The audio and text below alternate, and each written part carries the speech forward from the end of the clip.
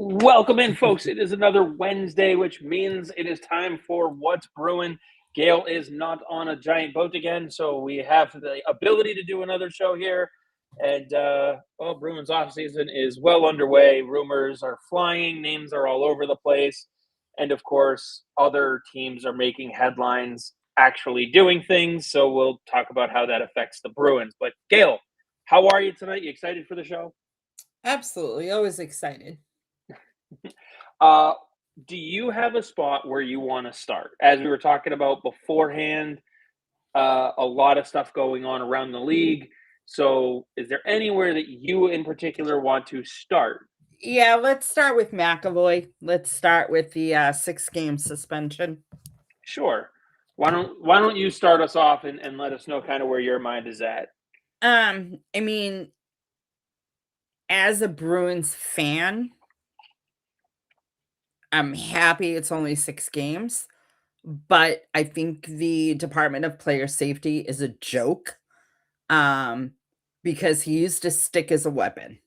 And I get that it was in the moment, it wasn't premeditated and all that, but what you're basically saying is you can swing your stick like a baseball bat and connect with a player and basically get a slap on the wrist because 6 games is not that long. Especially during the regular season. Right. When you know it's going to come at the beginning part of the season. Well, and especially since they're upping the regular season to 84 games too. Yeah, it's not even 10% of the season. Right. So it's like you said, as a Bruins fan, I'm thrilled because it's only 6 games. As a fan of the game, I feel like they needed to do more to send a message. But as we were talking about before we jumped on, when does this Department of Player Safety regime, quote unquote, send a message? That's just not what they do. No, and and it really is a joke. The whole thing is a joke between the review of plays, goaltender interference, a supplemental discipline, I fine, want to add. everything is just, and God forbid if McAvoy called out the refs for saying, for basically saying, you didn't even call the penalty on Benson for the slew foot. No wonder why I had to defend myself. He would have got fined for attacking a ref. You know what I Yeah. mean? So it's like they're defending the wrong people. Yeah, and I think what they were also doing is they were trying to come up with a number that wouldn't get appealed. They were they were trying to serve every single master as opposed to, you know, just dealing with the situation at hand, which is something that, like you said, he's using his stick as a weapon. You can't do that, and that needs to be established. And I don't think this punishment really establishes that. I also want to throw in there the concussion spotters because Dobish took a hit the other day, and I don't know if you saw the hit that Ryan Poehling took last night in the Vegas Anaheim game, Yeah. but he that is one where that hit right there is why the concussion spotters are even there. And I know he came off the ice, the trainer had to come out, but he was not stable getting up. Right. And he was clenching his head. Like, you could tell it was a head injury. You had to go back and see where and how did he hit his head. But that type of hit, the hit that was on Jakob Dobish the night before, where it was Malenstein just plowing into him, like, I understand you don't want to disrupt the flow of a playoff game, but Right. that's the whole point of having the concussion spotter. Like, and that's why if you're Montreal, that's why you have Jacob Fowler on your bench. Right. That's that. If you're the Bruins, that's why you have Korpisalo on your bench, someone that you can confidently turn the net over to if your goaltender needs to come off the ice because of any reason. Right. Sometimes it's just a skate issue or an equipment issue. But if you need to get that guy off the ice, you need to have someone in place. And that's the whole point of your number 2 spot. Right. If you don't have someone who you're like, do you really think the Tampa Bay Lightning would swap out Vasilevsky for Johansson, in the second period of Game 7? Like, it just, their confidence level is going to drastically decrease. Right. But that's why the coach can't be trusted to make that decision. The whole point of the concussion spotter is supposed to make that decision on someone else who doesn't care who wins the game, who's not, involved in having an outcome and going, that player's health needs to be addressed. Right. So, yeah, I mean, the Department of Player Safety, the whole thing needs to be revamped. They're not good at their jobs. That's the only way. Well, part of the problem is who's in the positions. Like it's almost like you have to go outside of the NHL existence to find someone to run Department of Player Safety. Yeah. And good luck doing that because, it's just not going to happen. Right. With that, and there was something else that I was going to ask about with the Department of Player Safety, and I can't think of what it was anymore. Let's see. What's Kevin going back and forth with? Nikita Klepov, which was a name that Dom mentioned last week. Haven't had a chance to do a lot of digging on that just yet, Dom. But it is going to be interesting to see how the Bruins address this draft, given some of the comments from players like Pastrnak and McAvoy, and trying to get help for now. Let's see. Kevin says what he's seen in highlights and skill set is, yes, Dom, you should run the Department of Player Safety, scoring and playmaking. Okay, I think Dom could. I think Dom would be fair about it, right? So, anyway, are you watching any of these other series at all, or? I mean, yes and no. I mean, I'm more watching highlights. I'm not spending the 3 hours watching a game. But I am watching highlights. I don't like the teams enough to care. Yeah. It is tough. I was watching the PWHL, and you got to remember, for a lot of it, I was on a boat. So yeah. And it is tough because, especially as a Bruins fan, are you going to root for Buffalo? They just knocked you out. No. Do you really want to root for Montreal? No. So, and Carolina, a team that you've gone up against countless times in the playoffs. I just don't like Rod Brindamore. So yeah, that's just it. He becomes a little insufferable. Are you rooting for Vegas? No. Absolutely not. Are you rooting for Anaheim? The only two teams that I'm rooting for are Colorado and Minnesota, and they're playing each other. Right. Those are the two teams that I will say, though, the series is not as close as I was thinking it was going to be. I think Colorado is just way outmatching what Minnesota has. I mean, think about this.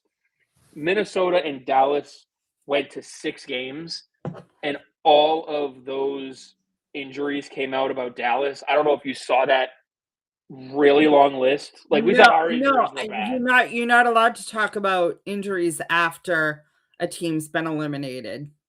Oh, right, because those are excuses, not reasons why. Right. But my view is, with Minnesota struggling that much against a banged up Dallas team, Colorado's just. Oh yeah, I mean the fact that Minnesota actually won a game was shocking. Yeah, pretty much. I don't think it. I think they're going to end up waiting. I think is that the game that's on tonight? Yeah. I think Colorado's going to close it out tonight. I can see them closing it out. Kenny brings up a good question, and I know he's directing it at Dom, but it is a good question. Are you qualifying Fabian Lysell? So we've got some RFAs for the Bruins that are definitely worth talking about. Well, and we can go through them, and we'll start with Lysell. How's that? Before we go there, I think it was Dom. If it wasn't Dom, it was Mark Driver. One of them put it out there that a lot of the prospects in Providence have changed agents. I know Dom has had some commentary on the And then the other thing is, so that now, like, when does the franchise start to look at its development program and say, is Ryan Mougenel the right person? yeah, and I know And Dom mentioned I it. love Ryan Mougenel. I personally, I love him. I think he's a great guy. But for that team to implode the way it did after Yeah, practically running the AHL, you know what I mean? not just that, but The it way one, they're some failing in the players are not developing. exactly. That's the one for me, and I think Dom was bringing up that question about it, and I do want to bring up Dom's article from earlier because he did address some of the restricted free agents. So shout out Dom Tiano for Dom.Hockey, the first most recent article posted. He goes through all the qualifying offers, what they are, and his thoughts. So definitely check that out. But we'll give our thoughts on them as well. And like you said, I do think because this front office was almost just completely gutted.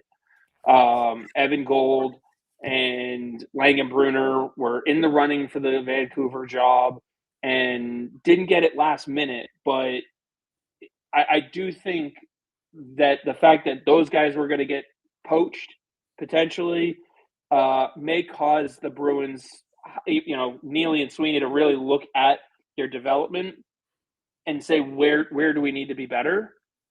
Aside from the fact that James Hagens is developing, I'd say quite well.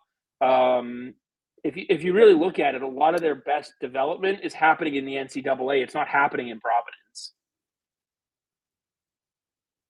Well, yes and no.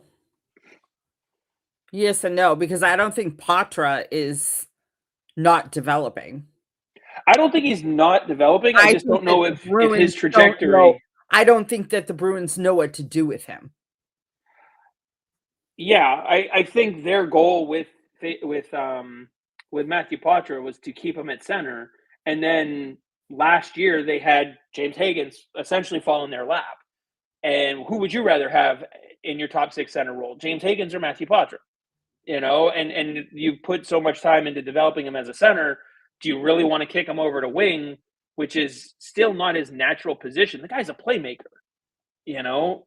So like, there's a little bit of what do we do with this player?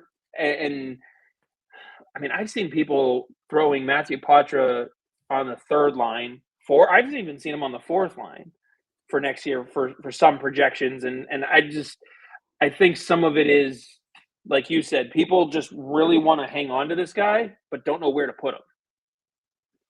So let me see. I want to get caught up on some of these comments. They're talking amongst themselves again. Oh, okay. I'm glad you're keeping an eye on it. I just see them popping up. So, but I mean, the Bruins have a lot of restricted free agents down in Providence. They only have two on the NHL roster, Jordan Harris and Lucas Reichel.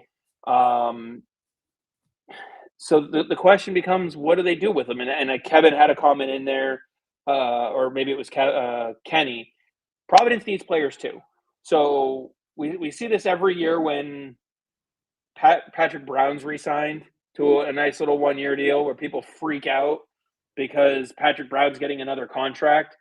But Providence needs a roster and they need players to fulfill roles there. We'll get to the unrestricted free agents like Patrick Brown after, but in this organization, we'll start with Fabian Lysell because that's who Kenny asked about. Would you bring back Fabian Lysell with his qualifying offer? And I'll get you his number on that QO here. His qualifying offer is $874,125. That's a no-brainer for me. I just don't see why you don't. The only reason why you don't is if you can figure out a way to trade away his rights and get something in return for him. Yeah, the guy's a former first-round pick, and I think what you do with him, But he hasn't figured it out up here. I think part of my problem with Fabian Lysell is not really Fabian Lysell related. it's more the development, because everything that they tell him to work on, he works on. But then he's put in situations to where he's not able to show that. And then, I think back to Muja's comments a couple of years ago when he's like, he doesn't need to light the world on fire. He just needs to go do his job. Well, he got what, 4 games in a crappy team that was going nowhere? Why didn't he get a shot this past year when Zaka was out? Why didn't he get called up instead? You know what I mean? Why is Alex Steves? And I get it, Alex Steves is playing lower in the lineup. Lysell doesn't have to play on the top 2 lines. He could play on the third.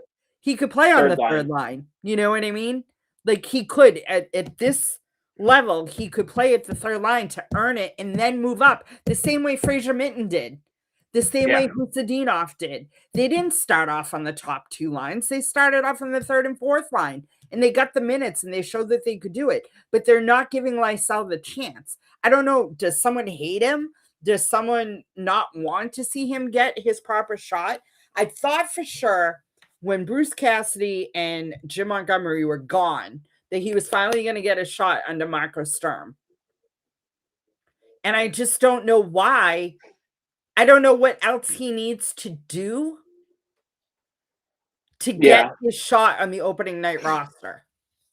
I think this is where I sit there and I truly believe the biggest issue with this front office is how much Cam Neely is involved in player decisions. We know what he likes. Should be. I'm not saying he shouldn't be involved at all, but if you've ever looked at the moves that, like, there are just certain moves that you look at and they scream Cam Neely. Like, there's a reason he's the one that came up with the piss and vinegar comments from a year ago. Like, Don Sweeney knows they need talent. Don Sweeney knows they need to draft and develop Cam Neely said that players. too. You can't say that because Cam Neely had piss and vinegar, and he also had skill and talent. He's looking to replicate himself. He's looking to replicate Patrice Bergeron. He's looking to replicate David Krejci. He's looking to replicate Adam Oates. He's not thinking about the new Bruins. He's thinking about the 80s, the Bruins, the 90s. Which is the problem.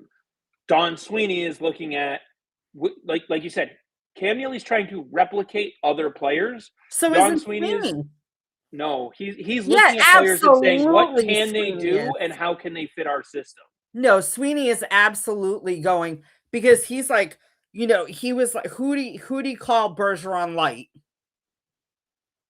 It came out of his mouth. You know what I mean? Using a comparable does not mean you're trying to replicate what a player does. If you're saying he has a similar, you don't think that they're searching for their next Bergeron? Give me a break. If you don't think they're not searching for their next Bergeron, in terms of a defensive forward who can help a center, who can help anchor a line defensively, of course not they are. Just a they're looking for a next 6-time Selke winner. That's what they're looking for. I don't know about that.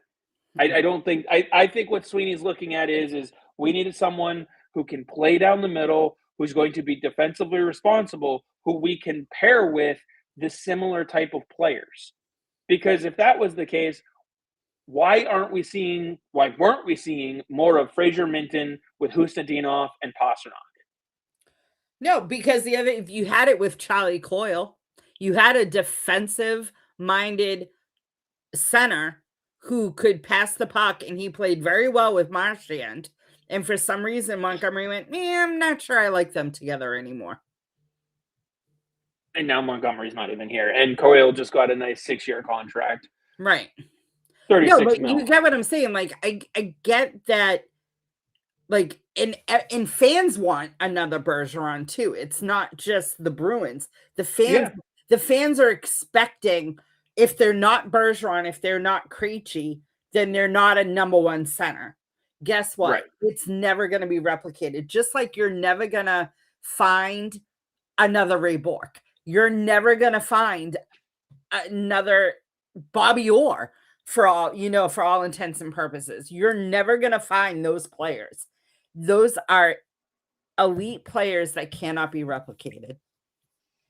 There's not one center in this league that's going to be a 6-time Selke winner like Bergeron. The only one who was close is retiring, and it's Anze Kopitar. He's the only one that was remotely close to it. Real quick, Kevin with a comment on Lysell needing to do some deep soul searching to figure out how to change his attitude if he wants even a shot at making that roster out of camp. And then Dom points out who was the last Providence coach to advance more than one prospect to Boston, Bruce Cassidy. So I do think there's some internal looking, though. I agree with you, though, bringing back Fabian Lysell on such a low contract, a qualifying offer. And if someone wants to outbid you on that qualifying offer, you let them. You take that draft pick and say, thank you. Because, at that point, although I don't know how much they would have, $1 million offer I think is going to get you like a third maybe. So, but still, if you could get a third-round draft pick for Fabian Lysell, you're probably doing that. Let's see. Up next, we will go to the ones that were ending the season on the NHL roster. Starting up front, Lukas Reichel. Lukas Reichel, his qualifying offer is going to be $1.3 million. Are you looking to bring him back? Yeah. Would you do it at the $1.3 million qualifying offer value? How many years? Qualifying offer is just 1 year. Yeah. I think that's a steal because I think if it's not working, that is a trade. Well, even still, most of that 1.3 can still get buried in Providence. Right. And that's why, and if it's not working, it can be, they don't have to. It's not enough. Even if the full 1.3 became dead cap weight, it's not enough to cripple your cap situation, at least as the cap is going up. So I would do it even at the 1.3. I'd rather try to get him at 1.3 for 2 years. Yeah. That way there you get a little bit more out of it. But I do think bringing him in for camp, having a full training camp under a guy like Sturm. I know a lot of people are low on Reichel because we were his third team on the season, but the other two teams were Chicago and Vancouver.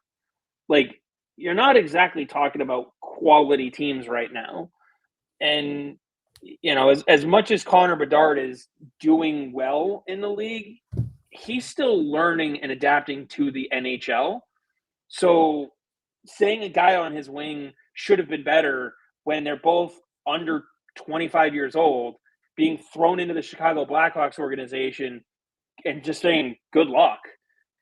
There's still something there for him. Well, because I think that, unfortunately, NHL fans across the board, whether you're a Bruins fan, a Colorado fan, Chicago, Edmonton, doesn't matter. Across the board, you expect the players that are drafted, especially at high draft picks, to come in and be immediately the top scorer in the league or turn your team around. Or a unanimous Calder Cup winner like Matthew Schaefer. Right. You know what I mean? But I think that people were expecting Connor Bedard to be Connor McDavid. But people complain about Connor McDavid because he still hasn't won. So, I mean, and then don't forget the turnovers. He turns the puck over too, like Pastrnak. Right. Well, I mean, the thing is too is that, people complain about, like I'm going back now to Sweeney, that people will say, well, Sweeney couldn't get a Stanley Cup. He wasted the talents of Bergeron, Krejci. No. Like, how do you blame that on him? Yeah. I mean, yeah, there's questionable moves in there. Absolutely questionable moves. But the historic season had nothing to do with Sweeney. No. I mean, think about the moves that he made. he went out and he added Bertuzzi, he added Hathaway, he added help on the blue line. Like he Orlov. added, yeah, Orlov. He added in every position that you just needed depth, and he didn't add depth pieces. He added higher end guys. Right. They managed the hell out of that salary cap to be able to fit every dollar under there. Right. And it And the worked. problem was at the end of that season, they had nothing, which is why they had to trade Taylor Hall and Nick Foligno, which is why they couldn't make a deal with Bertuzzi to stay in Boston, which is why they couldn't make a deal for even Hathaway to stay in. They couldn't keep anyone that ended up being a rental. Right. And I know people are going to sit there and go, whoa, in the offseason, you can go over the cap by 10%. And you should have done that. Once you're approaching the end of the offseason and you need to become cap compliant, no team is going to look to do you any favors if you're over that Right. salary cap. No, and if Because you want to play the game like Vegas does and put someone on LTIR to bury salary to try, then they're miraculously okay, when the salary cap, you know what I mean? It's like everyone complains that people are circumventing the cap, but then you want your team to do it. Well, I don't agree with it. The salary cap. that's why I hate when people call it circumvention of the cap. The rule's the rule. Right. You have to have a player who is actually hurt that a doctor is willing to sign off and say And that player can't play. You don't think that a physician isn't going to be like, oh, Mark Stone still has a back injury? You don't think that give me a break. Oh no, I'm not saying that those physicians can't be found. I'm just saying that that's like saying you can't find a back. physician to write you a prescription for pot. I mean, come on. I know enough money talks. I get it, but again, who's going to believe if all of a sudden, like, who are you putting on LTIR at that point too? That's my question. You know what I mean? Like, David Pastrnak goes from 82 games in a regular season for 3 straight years to 42. Like, that's not, you know what I mean? Like, that's going to raise some red flags. He's going to have, the league is going to look at that and go, what's his injury? I do think that you could potentially start to see some of those games played with Elias Lindholm given his ongoing back problems. But again, you're setting the stage for that now. Like, right. If that's the case, why weren't you doing that year one? Especially when the season was that bad.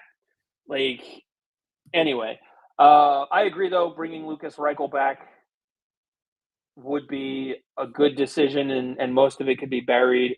Alex Steves on the blue line. Where do you stand with Steves? In all honesty, I think they jumped the gun. Not Steve. Yeah, Steves is the one that they re-signed. I was thinking Jordan Harris. Oh, okay.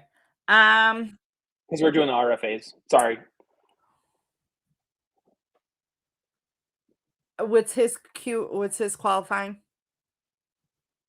His qualifying offer is $866K. I'd do that in a heartbeat.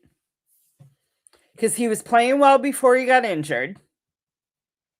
He took the job away from Lori before he got injured.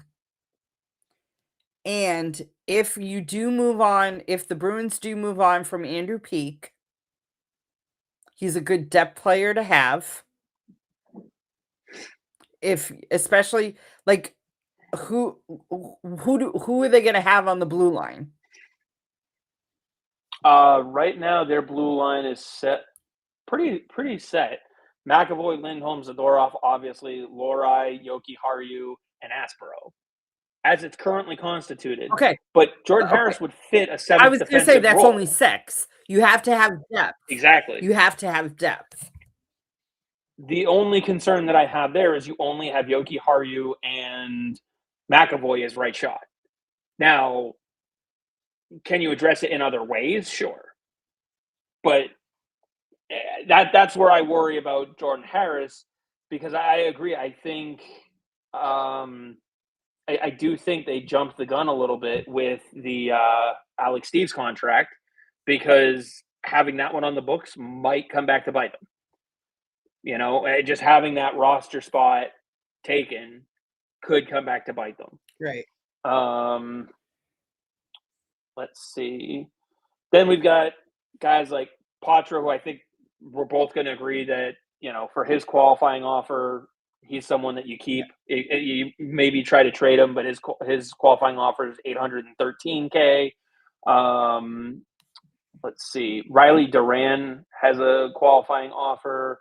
Let me see what his But again, is. if he, I don't 813K. expect Riley Duran to outplay someone for a roster spot. So let him stay in Providence. Yeah, I think with Duran, like he might be able to be a call up for a fourth line role, a third line role. Like it just he's not winning that battle for a position. But if Sean Corrali needs a couple days, if he's banged up a little bit, Riley Duran could be the guy that helps you make the decision to give him the day off. And obviously the cap restraints are going to be part of that as well. Let me see who else we got. Melis is locked up. Let me see. We've also got Alex Gendron. Qualifying offers the same. He's only 22, so like young enough. Again, Providence needs players. Right. I don't think a 22-year-old can really sit there and say, after a handful of games in Providence. Let's see. Dom is saying minimum salaries went up today, so the amount that can be buried goes up as well. Exactly. And that's where I think the 1.3 qualifying offer for Reichel is less of an issue, because the amount that gets buried goes up based on that minimum salary going up. But yeah, I mean, if a player's $813K, I'm not that worried about it. My bigger concern is his contract going to prevent you from signing someone else to an NHL contract that you might want more? And this team in Providence has one forward locked up next year, and that's Dom.Hockey. So if I've got RFA rights to someone, I'm just going to use them. Unless you bring in someone from NCAA, if you're going to bring in a Chris Pelosi or an Andre Gasso, Oscar Yelvik, some of these guys that rather than I know, Dom, I've got your article pulled up as well. Unless you're giving NHL contracts to some of those guys, there's no reason not to bring back anyone who's on an RFA contract, especially a forward. And then in goal, Zazacek and Kavalin are both RFAs. I don't even know what. Dom, I have your article up. I don't want to give away everything that you said because I want people to read your piece. So we're giving just our thoughts on it. Is there anyone that you wouldn't bring back?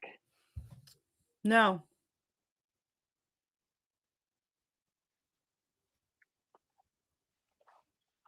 I'm just reading through some of these questions. Ernie asks, this one probably popped up a little while ago. Now, do you believe me that we are 5 players short of the cup? Sorry, I have to get something out of the way. Hi, Kevin.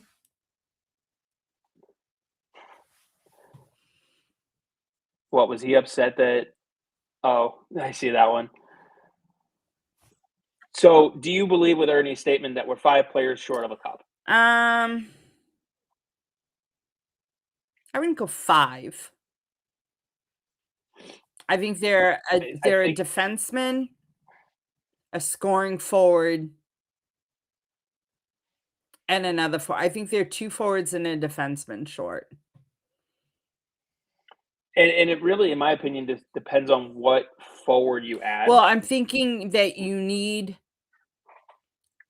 another scoring forward that can pick up the slack when Geeky is in a slump or Pastrnak's in a slump. You know what I mean? That's why I said it depends on who you're adding. So, I mean, because I think that if they can bring back Arvidsson, at short money. I don't wanna overpay for Arvidsson if they could get another forward. You know what I mean? But I think that they have enough grit, they have enough piss and vinegar, to use Cam Neely's words. Now they need His to term, not add ours. that top end skill. So That's they why I'm have saying if they Pasternak and they have Geeky, right? Which, if you look at a lot of teams, and I'm not just talking Eastern Conference, right? But if you look at a lot of teams, there's usually at least so I always say that I'd rather have 5 20-goal scorers than just one 50-goal scorer. But the problem is that they're like when Geeky got hot, it affected the entire when Geeky got cold, it affected the entire team because they were trying to get him out of his slump so much that it affected the entire team. That Pasternak wasn't looking right, for his shot, he was looking to get Geeky going. So you have to have that right, secondary scoring. Now they have that secondary scoring to where, the second line was one of the best lines in hockey, one of the best second lines in hockey. Zacha and Arvidsson and Middlestat did things that no one expected that line to do. Now, Husadinov and Mitten both had full seasons in the NHL. They didn't have that last year. And they mhm, exceeded what a lot of people thought that they would bring. So maybe maybe Hagen's, since he got the taste of the NHL, could actually, help that as well. But but you need to have another so, like, if you're gonna move Zaka back to the middle, like, if they extend Zaka and move him back to the middle, whether it's Arvidsson or whatever, they need to have another winger. He can't turn into the next David Krejci where he is rotating wings. right, right. You know No, what I mean? 100%. Or if you're not sure what you're gonna get out of Lindholm because of his back, then maybe Lindholm does need to play on the third line. You know what I mean? And you have Zacha with Pasternak and Geeky, or you have Minton with Pasternak and Husadinov, and you have Zacha with Geeky, and if Arvidsson comes back, or you know what I mean? Like, there's so many different things that maybe Lysell would actually play well with Geeky and Zaka. You don't know yet. And also Sturm being in his second year as well as a coach That'll go a long is way. gonna also help. But I think that there's so many different things because your bottom six is pretty much all set. Yeah, I think so. I think you roll back the same fourth line. It's not. That's a line where you know what to expect a little more than say running back Middlestat, Zaka, and Right. Arvidsson because that line, as much as it clicked this year, you're looking at that line ceiling now, going, can they do it again? Can they get to that same level for another 82 games? And I think realistically, the answer to that is Right. no. And and that's one of those things where, like you said, you look at it and you want to bring back Arvidsson because he helped drive Mhm. that line. Well, But their Middlestat is playoffs the changed when he got hurt. oh, absolutely. But Middlestat is the one with the contract for No, I next year, understand. and But that's I where it's like, understand that. But if you can unload Middlestat, right? And you have Zaka yeah, slide which I back and think you you have can do. Zaka slide back into the middle Hmm. with maybe Husadinov and Arvidsson.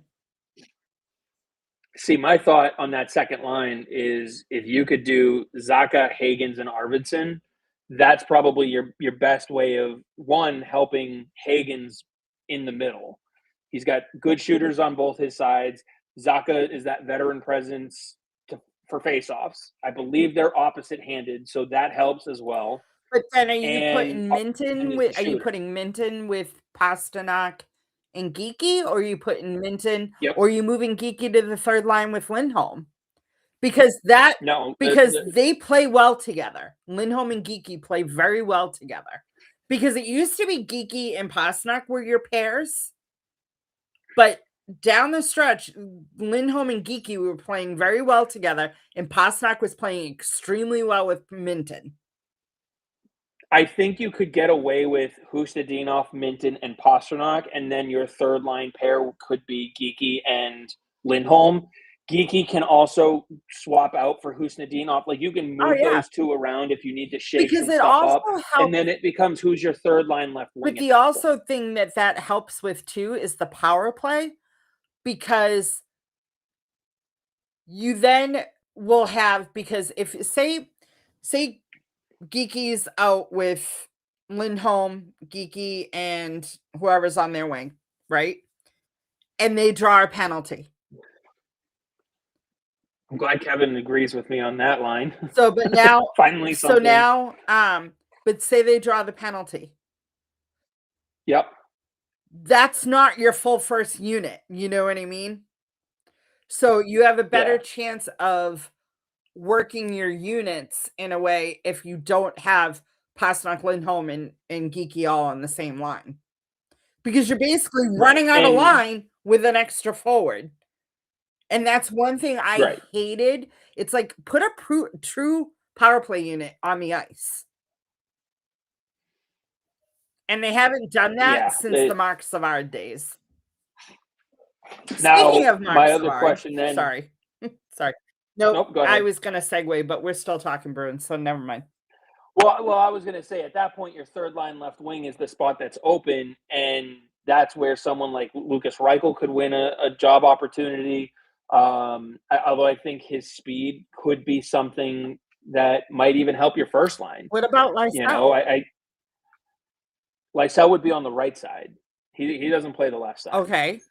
But that's where Geeky could go on the left. You could have Geeky, Lindholm, Right. Lysell. That's an option. It gives Lysell an opportunity to win a job. It gives Alex Steves an opportunity to win a job. And it what gives, wing? What wing was Lucas Reichel. What wing is Potter playing on? He's not. They had him play on the know wing. if he's even. They had him play on the wing. He could play the right wing. He could play on the wing. You could also have Poitras in the middle with Elias Lindholm on that right wing. Like, that third line now becomes an opportunity where somebody can steal a job, whether it's a winger like Steves or Reichel. I think Reichel's better on the left wing than he is down the middle, but he could win either job. That's not to say he couldn't. Geeky can, his flexibility can put him on the left side or the right side of that line. And again, if he swaps out, even if you put him with Minton and Pastrnak because you like that look better, Hustadinov can play left or right side on that line. And so it gives you an opportunity to see who steals that forward job. You can give Lysell a chance, Poitras a chance, Reichel a chance, and Steves all a chance at that job. At all three of those positions, with the exception of a few of them playing down the middle, but you have something there to play around with. And I think at that point, I mean, hell, you even give Eyssimont and Jeannot a chance at that position. You could go Jeannot on the left side with. See, now if I'm John Sweeney, I'm trying to get rid of Eyssimont. I am too. I think he's someone that could easily help a younger team that has some, honestly, a team that I would look at to try and fit him in would be the New York Islanders. I think he's someone who could help the bottom of their lineup and would be a low cost. I just 100%. I don't hate Michael Eyssimont. I just think there are players that are better than him that deserve to be in the lineup, and he's holding up a roster spot from some of these younger players. Yeah, and that also goes to, adding to that ability to steal a spot on the third line, Don Lachmelis. Right. You now give him a chance. I do I know who would win it? No, I think that comes down to chemistry. And really, I think what it comes down to is what are you going to get out of Elias Lindholm? But the problem that they're going to run into is with a shorter preseason, they're going to have a harder time building that chemistry before the regular season starts because they're shortening the preseason to extend. And as Dom points out, some of these players probably won't even be here Right. next year, right? And that's another Right. point. Like, We don't know if they're I gonna do re-sign see them. Arvidsson. We don't know if they're gonna move on from Eastamont. We don't know if they're gonna qualify everyone. They don't know if they're gonna package. I mean, they could package Steve Patra and a draft pick for something. You know what I mean? We don't know what Don Sweeney is thinking. Yeah, we don't even know what's on the Right. table. And that's like I've seen people sitting there saying, "Oh, you make a trade for Mason McTavish." Well, who says the Ducks are making him Right. available? Remember how bad everybody was on Jeremy Swayman last year because look what happened when he got a full camp under his belt this year. Yeah, the Ducks are going to look at that and go, "That's Mason McTavish for us right Right. now." Down year, missed camp, got his contract signed. Let's see where he's at next year before we decide to move off of a 23-year-old Right. center. Now, does that mean they won't trade him? No, they've got a guy like Roger McQueen in their system that allows them to move on from Right. him. But that's the kind of piece you shop for Simon Nemec for. You know what I mean? Like, you're not just going to sit there and go, all right, Boston, give me the stuff you don't want anymore.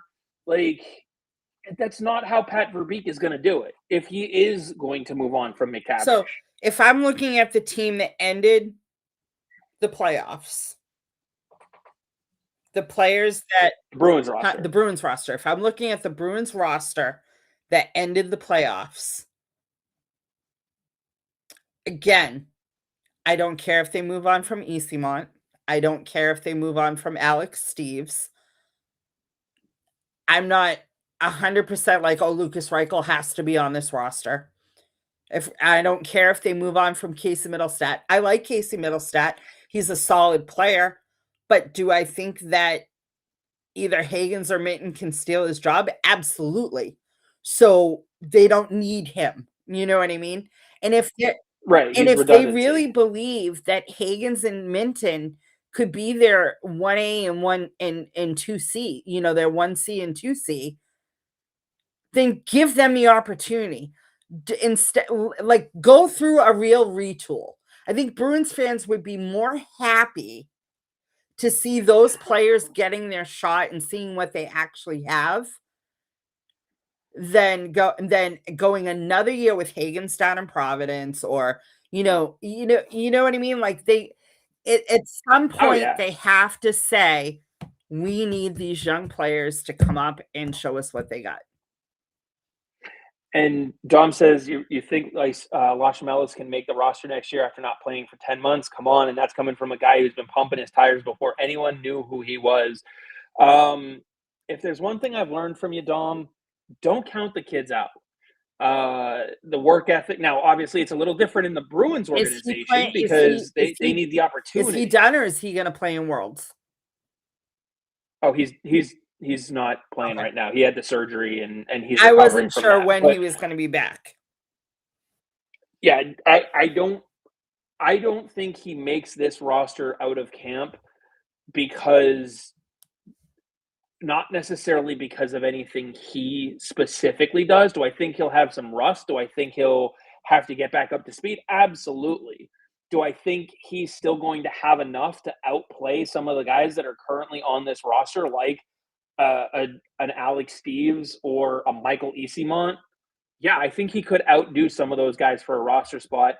I just don't think the Boston Bruins, given their history, would give him that roster spot because they have the excuse of the injury and the recovery as a reason to send him down.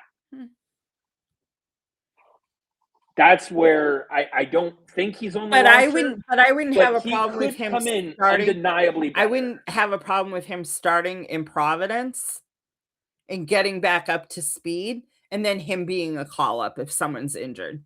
Or if they need a spark, exactly. Or just, all right, we've seen, kind of like with, kind of like Higgins. Okay, he learned the system, now he's back up, but Lashamelis doesn't need to learn the system.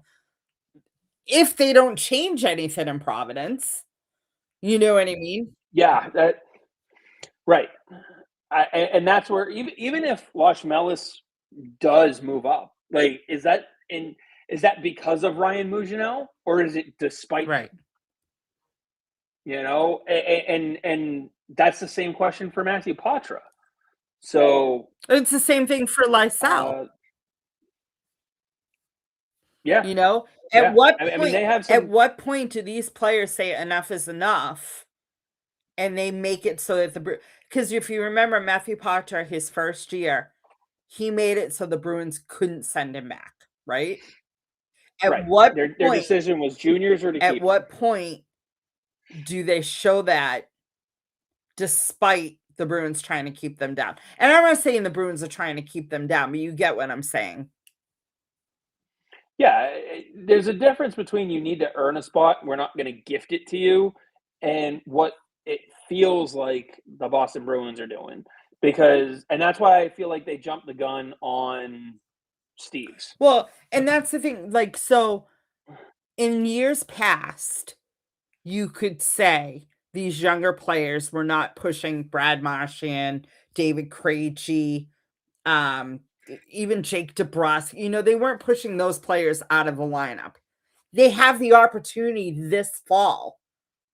There's so many spots that are technically really open that they could push these players out of the lineup. Yeah. And I apparently the video is a little off. And so Kevin's saying, too bad we don't have Corpusalo to step in for me when stuff like this is happening.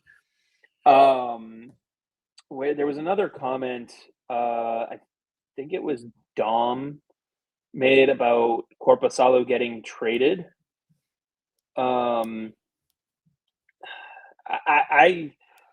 looking at the goaltending position,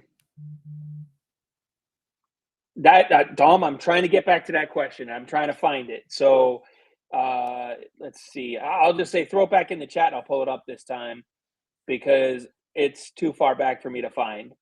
But how are you addressing the crease aside from you have your 1A in Swayman?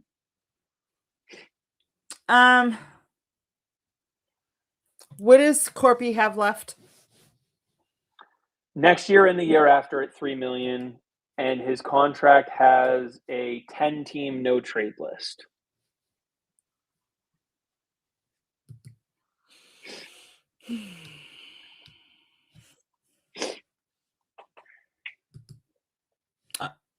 He's $4 million next year, by the way. His cap his cap is only $3 million. His cap is 4. His cap is 4. I'm looking at it. His contract is $4 million, but $1 million stayed with Ottawa. So his cap hit to Boston is only $3 million. That's the last year. No, that's the whole time. You can't retain salary for one season on the contract. You retain it for the entire duration of the rest of the contract. His salary cap hit to the Boston Bruins is only $3 million.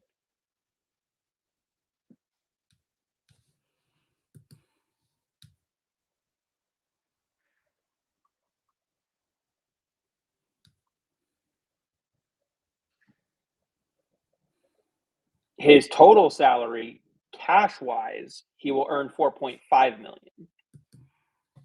That will be his salary, but his cap hit, the AAV, is $4 million for the duration of his contract, and Ottawa kept 25%.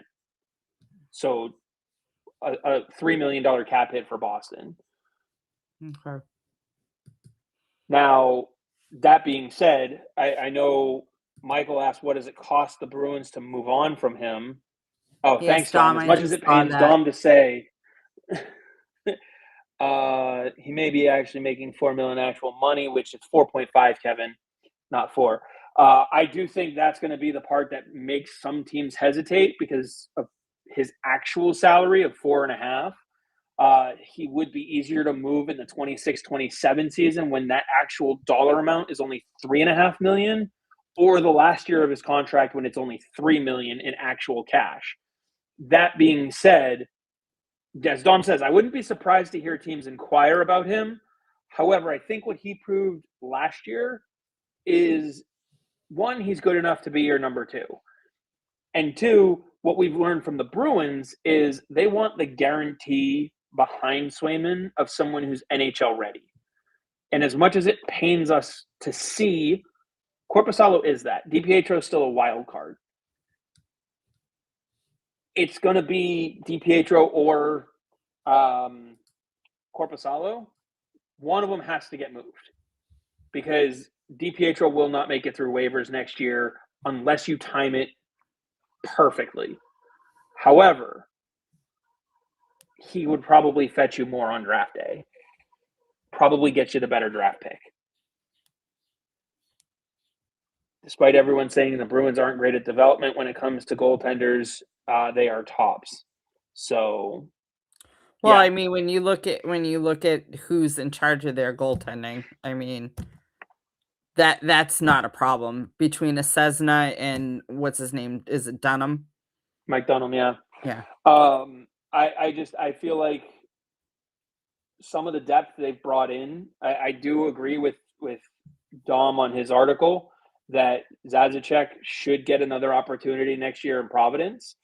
You already brought in Max Lundgren. I think they're looking at that as they're going to make a decision on DiPietro, and that decision will either be a trade or are we going to risk losing him based on his preseason? No, but I also think that if they end up moving from Corpy, if they can find a trade partner for Korpisalo that fits all parties, which means the Bruins, the opposing team, and Corpy, because he has the no movement clause, then I wouldn't be surprised if DiPietro is Swayman's backup. Yeah, I don't know if that kind of deal, unless he's part of a larger overall package, like he's not going to be a 1-for-1 type trade because there isn't anything out there that's going to be of I'm not value. saying that. I'm saying if the deal works for all parties involved. I didn't say he was the only one, but a deal has to be made for all together. Then I could see them moving on from Korpisalo, given the fact that Swayman proved he is able to play 50 plus games in a season. Yeah, I would explore it. I just don't know if there's going to be anything that comes their way that makes it worthwhile.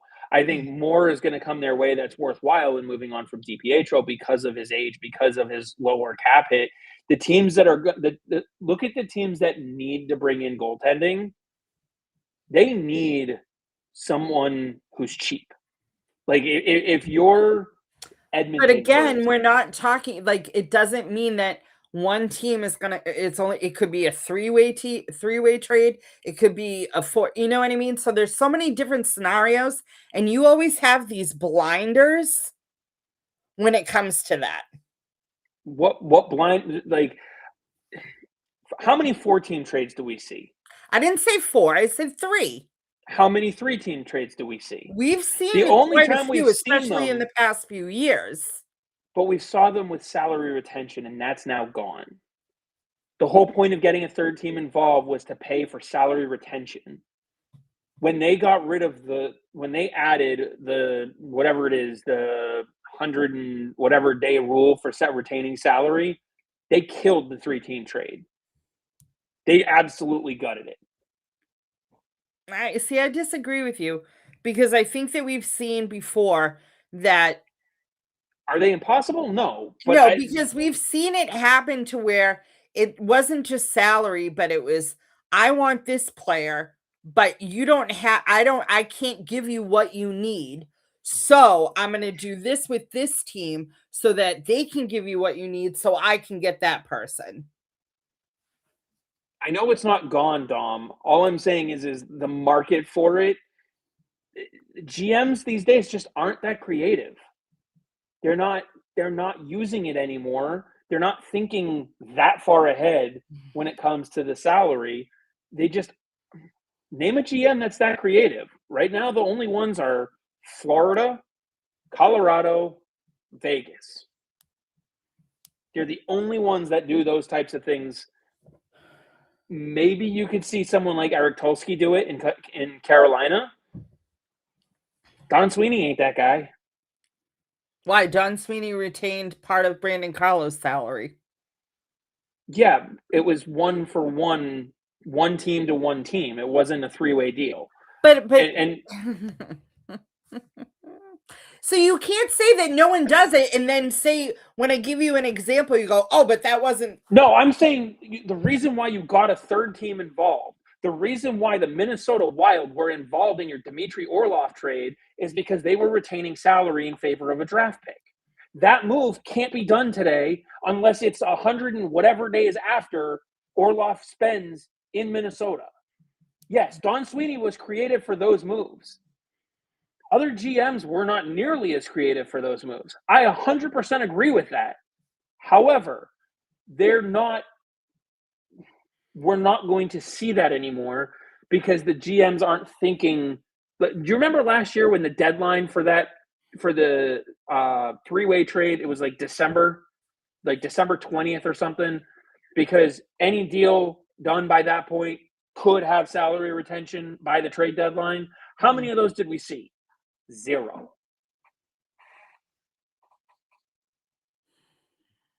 How many could we have seen? The GMs aren't making moves well enough in advance of that deadline to be able to do it. And the only way we're going to see it happen is something like what happened with Andrew Mangiapane, where he signs or he is traded to a team where it's not working out, and that team just needs to move on. And would they be able to retain if they can? Yes. That was one of the dumbest clauses that was added in the CBA. I don't know why they did it, but it's going to be the death of the three-team trade.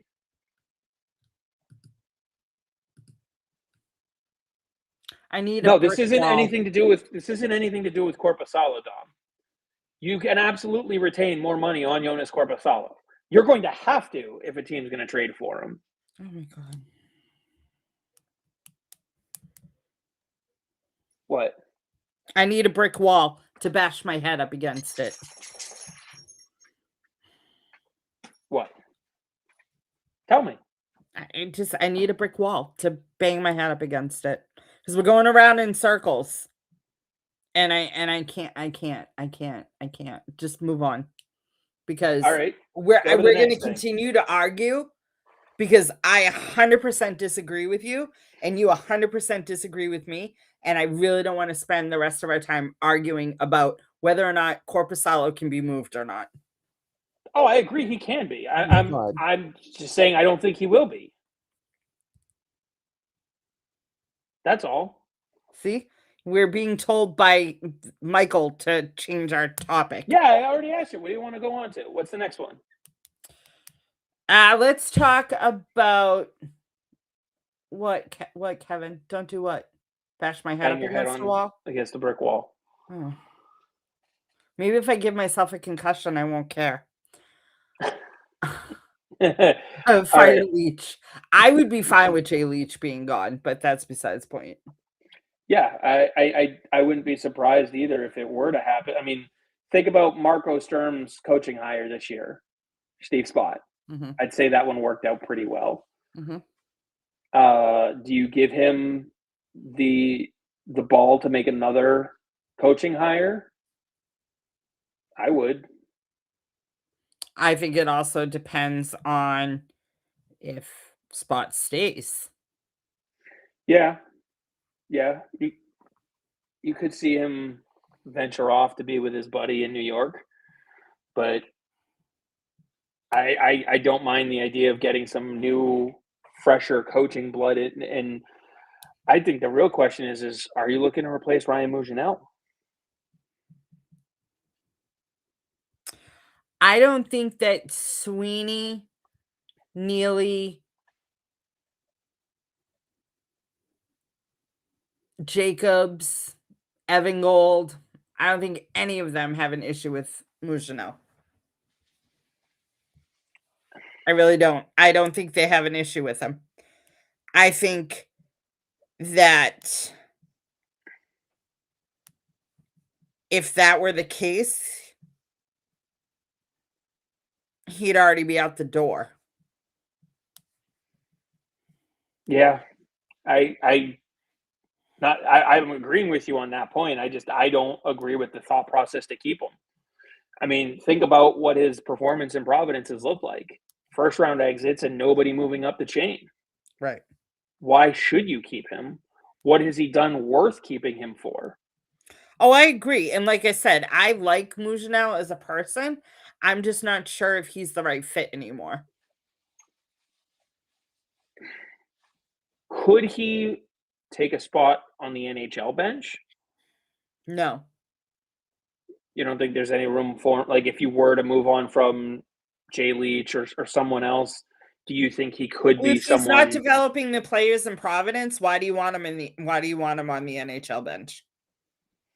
If I'm just he's asking if if there's a he's spot not for him. get if he's not if we're gonna start blaming the development of the Providence players or some of the Providence players on the Providence staff, then why would you want him in the NHL? I'm not. I wouldn't do it. I'm just wondering if there if he is a good enough coach to bring something to that bench, then you know what I mean. Like, and I agree with BG. They should let Stern pick his assistants. Mhm. I'm just wondering if that's someone that they could consider as a candidate for replacing a Jay Leach if they move on from him or anybody else on that bench. Well, the problem is they're not gonna part ways with Chris Kelly.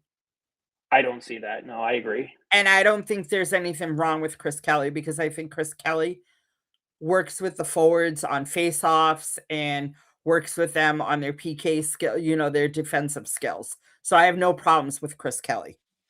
I don't think Chris Kelly was good enough to run the power play, and I'm glad that Spot ran it last year because they Yeah, always say your best defenders should be running your power play because you know what to look for in the opposing team. But Chris Kelly just wasn't the right fit for it. And definitely Spot was because you could see the movement of the puck once he came in compared to previous years. yeah, The problem is who do you bring in to replace Jay Leach? Like if Sturm could have his pick, it all depends on what happens with Spot. Like if he stays, then he stays. yeah. You know And what I I agree mean? with. If he stays, then I don't think you need to move on from Leach. I think that you just give him a different role. You know what I mean? Or maybe put him down in Providence. I don't know. Yeah, Um, and Dom makes a point that Mougenel wants an NHL job. That's why he coaches to win. well, yeah. I I would make the case that he's losing himself an NHL job because he's not winning. He's not doing anything that makes the Providence organization better. Like, yeah, they have great regular seasons, but you have nothing to show for it. And like the Boston Bruins had a historic run in 2023. They had the best regular season ever, and coaching blew it for them in the playoffs. Well, who had a historic run in the American Hockey League this year? The Providence Bruins, and coaching failed them again. They didn't make a move after the Boston Bruins were screwed up. Why would they do it after the Providence Bruins screwed it up? They're not going to. It's something that does need to be looked at. Kevin says, "Can we stop hiring Bruins alumni to run this team? Unless the name is Patrice Bergeron, keep it moving."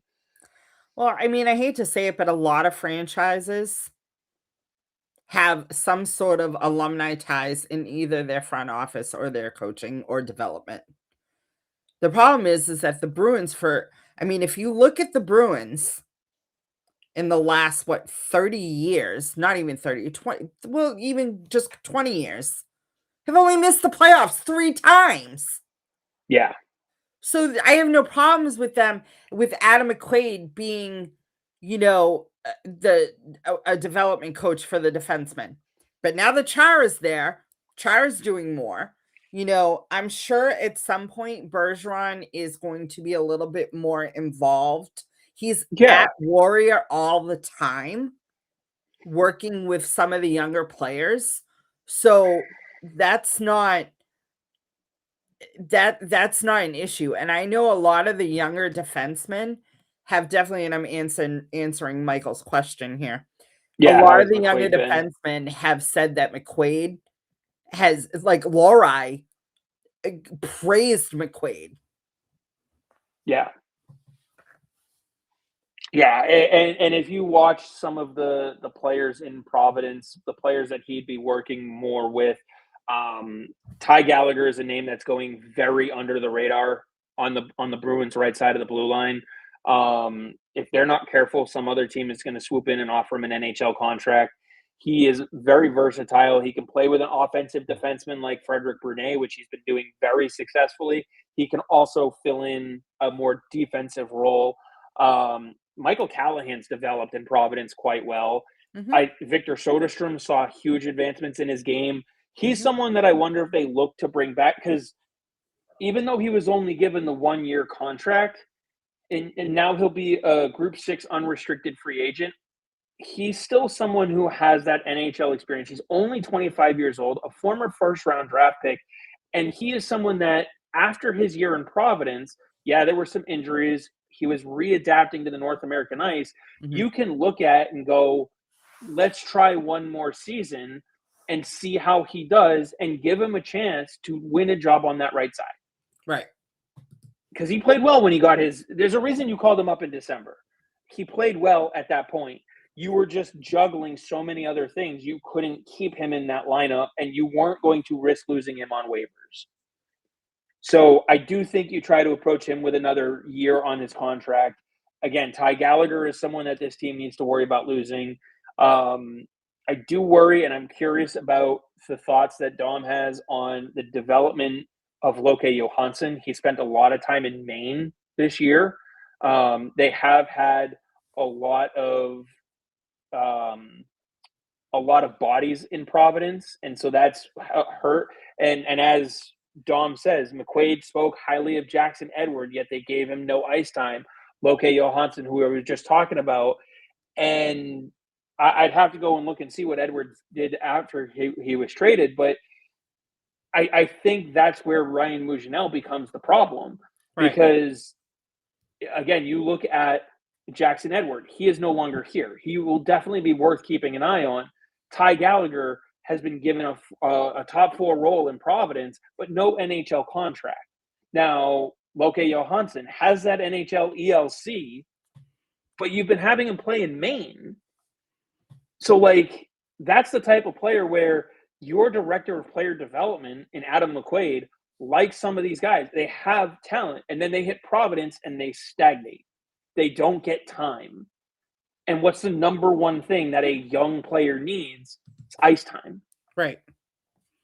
And to Dom's point, if Ryan Mougenel is trying to focus on winning games because he's more worried about his next step, that's a disconnect that can't stick around. Mhm. Uh, let's see. Just in, don't know if already mentioned, but Dom is think it's time to curb your hopes of getting Klepov at 23. Some draft stuff. Let's see. The problem with development is they have nobody that was a forward developing forwards, and that's a crucial part. I think that's a part that a Patrice Bergeron can come in and help with. Um, he also just retired. Like he's still trying to enjoy some time with his family. So I do Yeah, think he just he'll doesn't want to travel. That there's a difference. When pull you're in that. development, you're not traveling. I do think he'll get an official role at some point soon. It's just a matter of when he's ready for that. Let's see.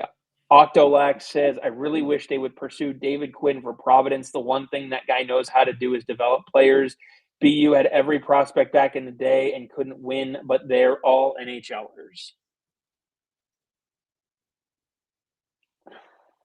I mean, there's plenty of people who could be a replacement for Well, Mougenel. shit, It's Ted just Donato just stepped down from Harvard after being the winningest coach in history because of the transfer portal. that's why he left. I mean, if you read between the lines, that's why he left. Yeah, Patrice is too busy with his movie company. Let's see. Realistically, do we see Patra up with NHL next fall? I think he's going to have a really solid camp. I just don't know if this iteration of a front office puts him on the roster. And that's I think that's where most fans' frustration comes from, is because there are a lot of young, talented players who have an opportunity to show their development, but then don't get the chance. And I agree with Dom. I hope the Leafs fire John Gruden and the Bruins can bring him back. That would be a great opportunity. Imagine Spot, Gruden, and Sturm all on that coaching staff. Speaking of the Leafs, yeah. Thank you, Dom. So they did fire Craig Berube this morning. Yep. And we were talking off air before we went live. Given the fact that Vegas denied Edmonton permission to speak to Bruce Cassidy, one, do the Leafs want to look at Bruce Cassidy? And two, will Vegas give them permission given that it's a different conference? I think Vegas is more likely to give them permission because it's a different conference. I do think one of the things lost in that reporting is they haven't granted permission yet. Vegas is still in the playoffs, so I don't think they're really worried about the offseason right now. They're focused on their playoff run. And if they get eliminated by the Ducks, then possibly they just grant the access at that point. I don't think they're worried about their offseason right now. And they're viewing that as an offseason They problem. fired Bruce Cassidy. What do they? He's no longer a part of their franchise. I know. So it shouldn't matter if they're in the playoffs or not. They're denying an NHL coach from moving on to his next job, if possible. Yeah, I think their justification is we don't have to worry about it right now. We're still in the playoffs. I'm focusing on that. I'm not saying it's the right thing. Saying yes is not focusing on the playoffs. That's a bullshit answer. I'm sorry. That's 100% bullshit. Okay, so Dom is saying I can tell you Vegas has given the Leafs and LA permission. They only denied Edmonton. That has nothing to do with the playoffs, Chris. Just saying, I agree with you, and they should let him interview. If you fire the guy, then clearly you don't think he's good enough. Yeah, but so you're let him saying get another that job. You think Vegas said no because they're in the playoffs. That's a bullshit answer. It shouldn't matter. Saying yes or no has nothing to do with the postseason. It's not like they want to interview one of their existing assistant coaches. They want to interview the guy they fired. I don't disagree. I'm just saying that they don't have to grant permission, and right now they're not. They aren't. I think it's stupid of them, and certainly not a good look. You think that they're doing it because they're in the playoffs still. I said I think that's their justification for doing it. That's a bullshit answer. I think it's a bullshit excuse. I agree with you. I'm saying I see them using that as their excuse. That's all. And there's no one in the league that believes that. Oh, I'm not saying petty as fuck. Absolutely. And it's Vegas. They're going to do this sort of bullshit. This is where I sit there and I go, if I'm any other coach looking at how they're handling this, why am I going to want to go coach for you at that point? First of all, I could be fired at any time. And then for the duration of the rest of my contract, you're not going to let me work. I agree with you. And I think it's going to look bad on them in the long run. Vegas is doing the types of things that make people not want to go there long term. And yes, he's getting $4.5 million from Vegas next year, unless another team pays him more. But Vegas, if he's not good enough to coach your team, you shouldn't care who he's working for. Vegas and Edmonton hate running deep. Yeah, that's part of it for sure. I can see him going to Toronto. I know, obviously, as Dom mentioned, LA was granted permission to talk to him as well. I feel like he's going to look for either A, the largest payday possible, which Toronto can offer that. They can also offer it to him with term. He's going to be coaching high-end talent in Toronto. I think he wants to work in Canada. I mean, he's looked at other Canadian markets that have had opportunity, I'm sure. I just wonder, I don't think he's going to make a decision right away because, one, will Vegas come around and grant him permission for other teams? Two, what other teams are going to ask for permission? You look at a team like Ottawa this year, like they could easily move on from a head coach if Bruce Cassidy is the one that's available to be brought in. If Vegas lets them talk to him, that's worth a look. Bruce Cassidy upgrades almost every bench in the league except for maybe 4, maybe 5. And that depends on where you think he ranks in relation to John Cooper, what's his name in Florida? Are you talking about Maurice? Thank you, Paul Maurice. I was reading Ian's laughing. comments. I know I'm laughing at Ian's comments because he's driving me insane tonight, Ian. When don't I drive you insane? Tonight you're in rare form. Michael says, who is the Ducks GM? Sweeney has made many deals with Ducks over the years. Do they have a history beyond GMs? Were they teammates? Pat Verbeek is their general manager, and he's done a great job building up the talent in that group. I mean, that's where we got Hampus from.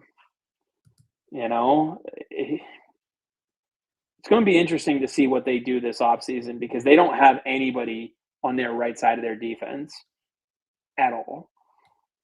Every single one of those guys is an unrestricted free agent. John Carlson, Radko Gudas, and Jacob Trouba. So is there a deal to be made there? Maybe. But anyway, is there a direction that you want this front office to go as far as defenseman or forward this offseason as a top priority? Scoring. You'd rather return. So you just to be clear, you'd rather them return with the same defensive group if it means they're able to add a high-end scorer. Absolutely. I agree with that. I think what we learned this postseason was their biggest issue was they couldn't score. Yeah. I mean, did they have breakdowns? Of course. They weren't good defensively all season, but I think most of their defensemen in year number 2 under Sturm, let's see. I think they'll all improve in that second season. Dom says, I'm going on record to say Toronto will win a Stanley Cup 4 years after they are granted an expansion team.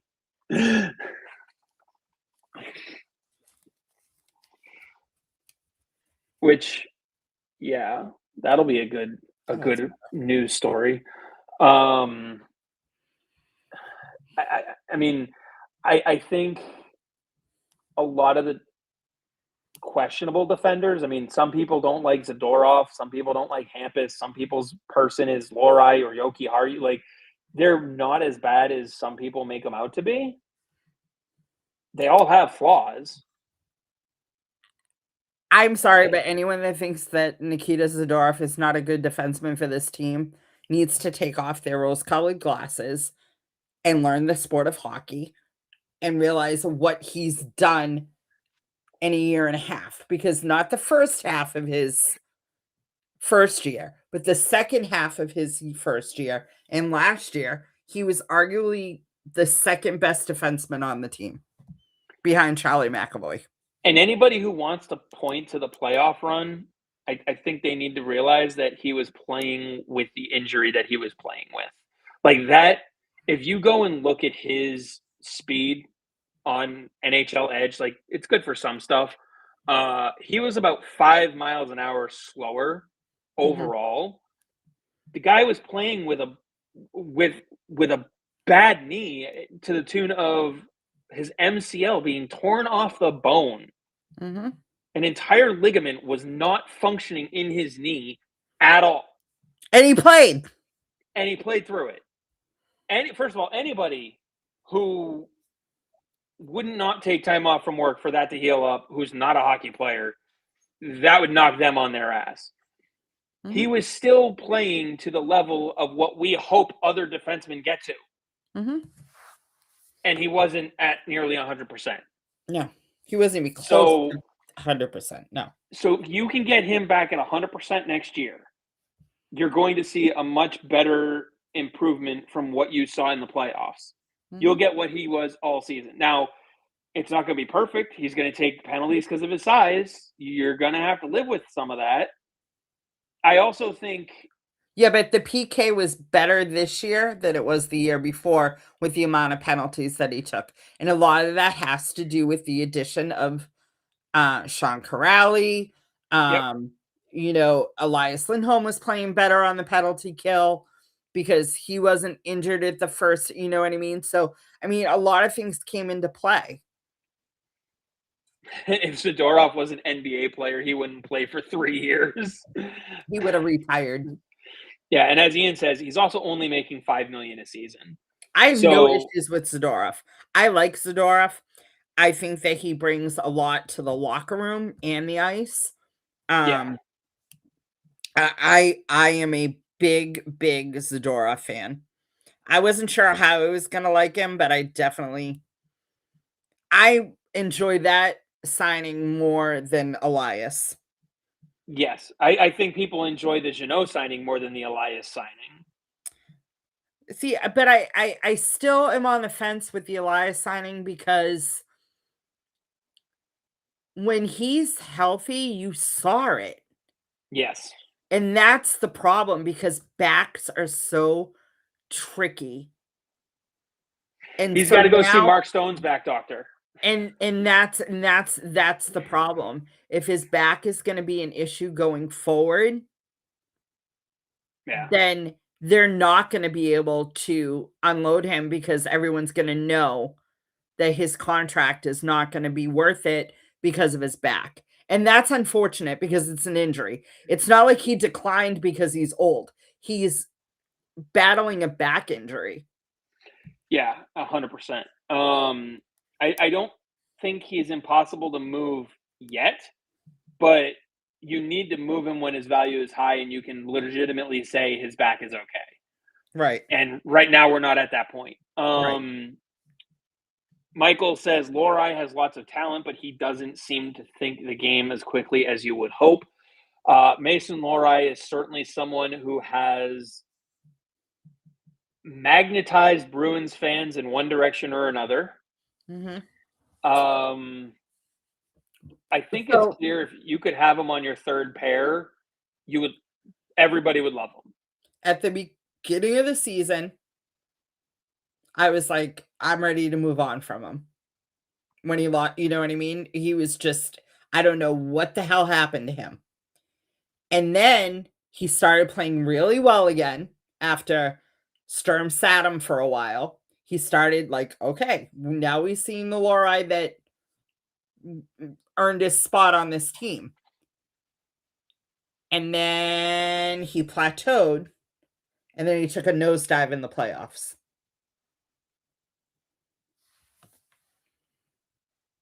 Did you freeze? Yeah. You totally froze. No, you totally froze. I'm like, what's going on? All right. How about now? Am I good now? Yeah. Am I any better? At least if you can hear me, it's the important part. I think what Mason Lohrei is not getting enough credit for is going 43 player to a plus 17 player in one season. And his scoring went down. I'm not saying I have no issues with that. And I know everyone says plus minus is a stupid stat, blah, blah, blah, blah, blah. I'm glad he was a plus. That means they're not scoring on him. The problem is, though, is that he played, and that was the middle of the season that he played well. And again, he took a nosedive in the playoffs. Yes. Dom, when it comes to the defense, it comes down to one thing: fire Leach. I don't care how many times the Bruins tell me to tone it down. I will also say this when it comes to Mason Lohrei, he's only played 191 career games. It takes most defensemen between 200 and 250 before they figure that everything out. Now, every once in a while, you're going to see a Matthew Schaefer come into the league and it's going to click right away. But Mason Lohrei is still only a few years removed from being moved to defense in the first place. So I'm not ready to give up on him as a player. I do think that he is absolutely movable. You know me, everyone's movable. I'm just not quite ready to say he's garbage. And if he is so bad, then he's not worth anything in a trade, and you have to ride out this contract anyway. Who's saying he's garbage? Some people are saying that he sucks. Well, but some people think David Pastrnak sucks. I know. What tells me there's still hope and worth investment in him as a defenseman is that drastic change from a minus 43 defenseman to a plus 17 and only an 8-point drop, I think it was, 9-point drop or something. Like it was less than 10 points that his production tailed off. He was clearly focusing more on the defensive aspects of his game this year. I don't disagree that firing Jay Leach might help, but I do think that year of development is going to reflect for him next year, and he could be a lot better than some people believe he is. It's really weird is that Lohrei looked his best when he was inserted in the playoffs in 23-24. Look at all the advanced stats for the defense from 23 to this year. Yeah. Can you teach players to think more quickly, or is that hockey IQ and just not teachable? I think some players can learn it. I'm not so sure you can learn to be quicker in terms of seeing the ice and thinking the pass. I think that that's a natural talent. I think it can be exemplified. Yes, Dom, if you send me something, I can. Excuse me, I'm talking. Sorry, it must have been a delay. I think that you can exemplify it by surrounding certain players with different players, but I don't think you can teach it. I think that the chemistry can teach itself, so to speak. Yeah, I think a player who can already think the game is capable of thinking it a little faster once they adapt to the speed. So, like someone like Matthew Poitras, for instance, already has a strong offensive mind in reading the way a play develops. If he is strong at seeing it at junior level, at international level, at the AHL level, then getting him time in Boston, he will be able to adapt to the NHL level better than someone who struggles with it at the AHL level or any other level. So while it's fine-tuning a skill you already have as opposed to learning it from scratch, if that makes sense.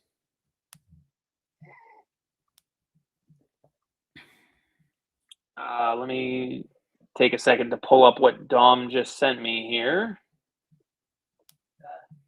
Let's see. I got to pull it to the right spot.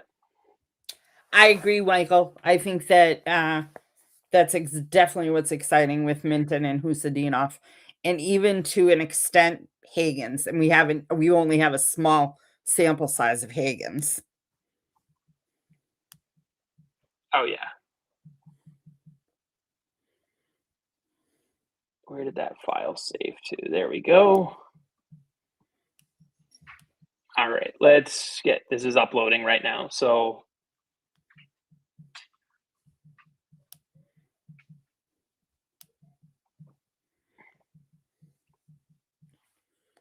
let's see, we got the Boston Bruins pairs 5-on-5 from 2022 to 2026.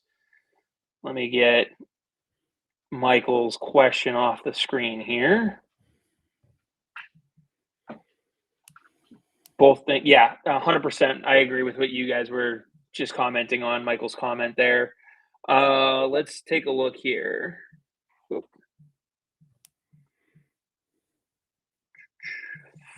High danger chances for, high danger chances against. Oop. A nice little dip in 2024-25, and it's steadily still going down. Their defense peaked in 2022, 2023, and 23-24. Do you remember when they brought Jay Leach in? Or at least made him in charge of the defense? Dom will know.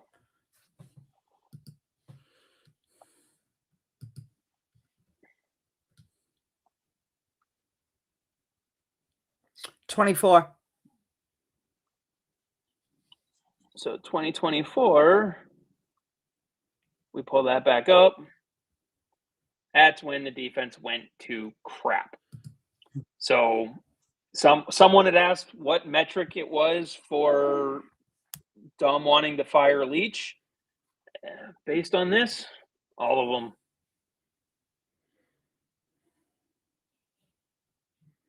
All of them. You need to do something different.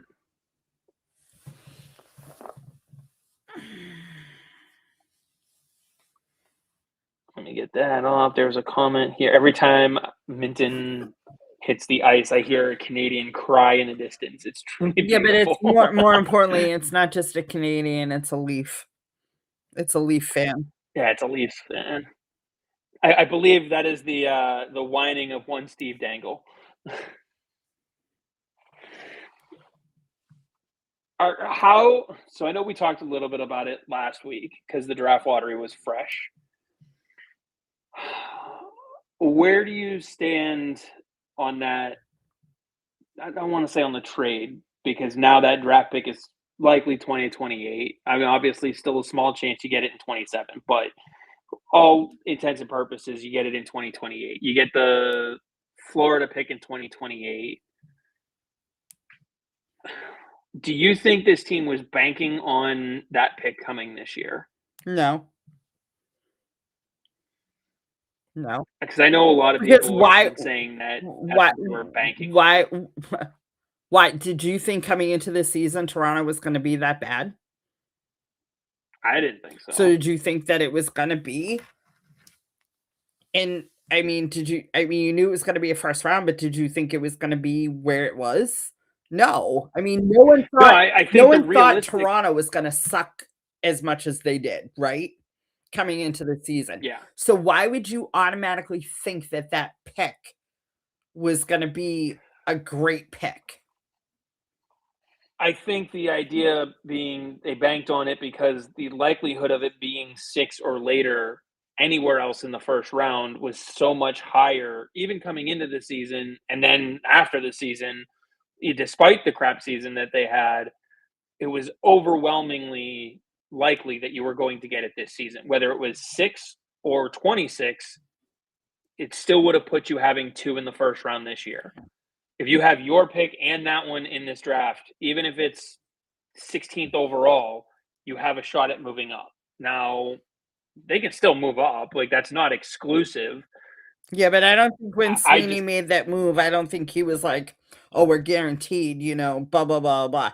Sweeney went for the player more than the pick. 100%. And anyone 100%. That thinks otherwise, no. Michael says, which first rounder holds the most value if you're the Bruins? Is it your own in 2026, your own in 27, your own in 28, the Leafs, or the Panthers in 28? I mean, I'm laughing at Ian.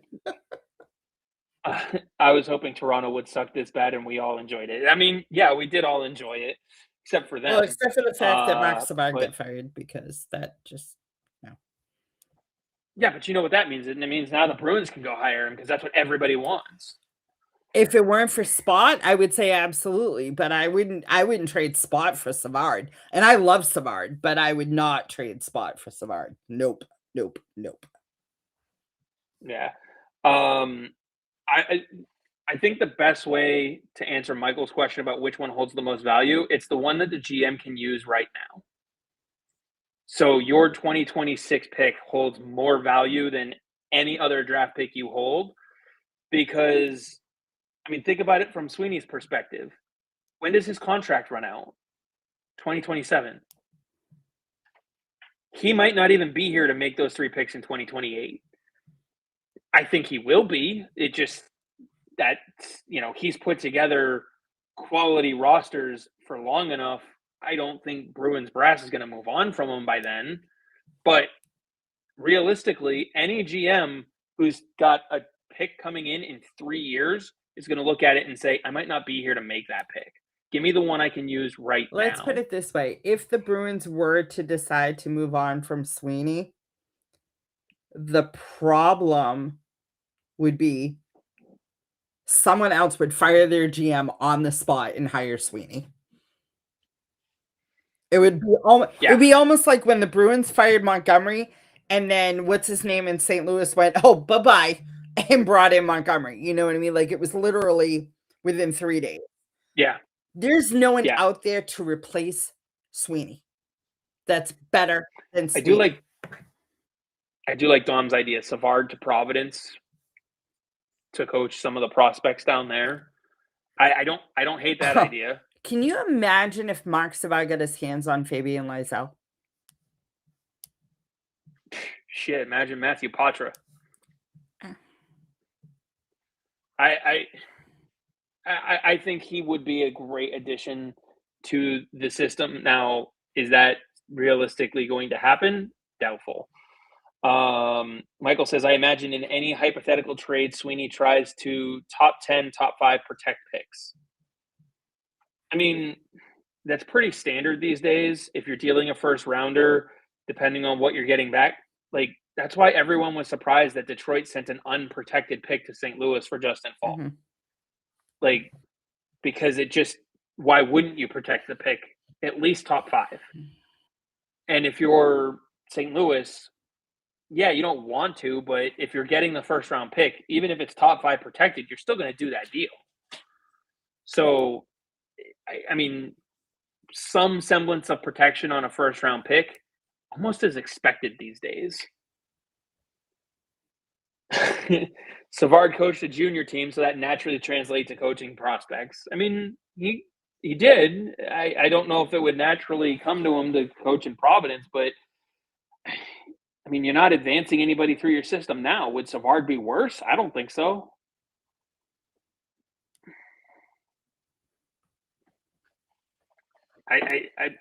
How much of that bridge, though, and this question's more for Dom, because I know it's been out there that Savard ain't calling Boston for a job anymore. They have to call him. How much is that bridge burnt? And would he go to Providence? That's my question. But we are closely getting to that 2-hour mark, and I didn't even realize it. Is there any player in Boston, Providence, hell, even Maine, prospect system, anybody that we haven't gotten to that you really wanted to touch on? No. Heading into the offseason? No.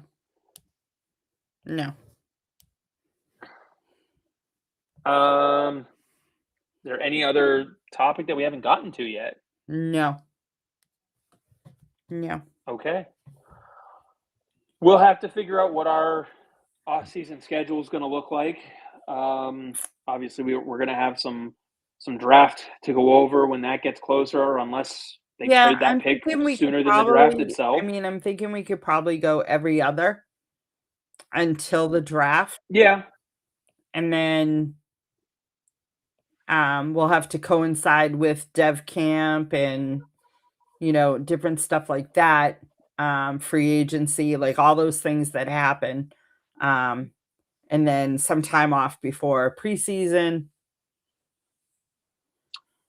But we'll get, and if anything major happens, then we can jump Right. on and do something impromptu. God forbid they make a trade that's somehow roster shattering. Yeah.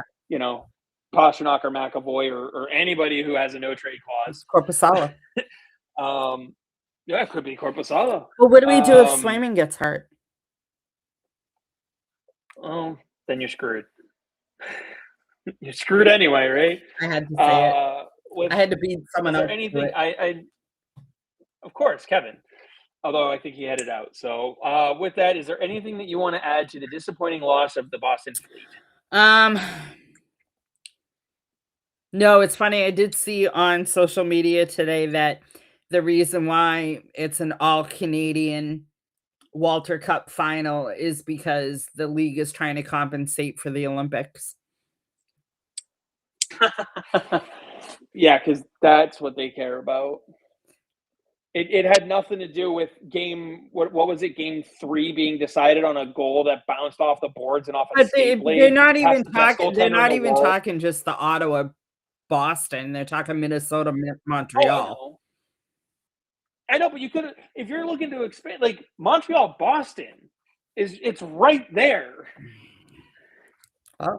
Anyway, with that, why are we breaking up with you, Ian? I don't understand. What do you? I feel like you're breaking for the off season. Oh, I know. We will be here. Don't worry.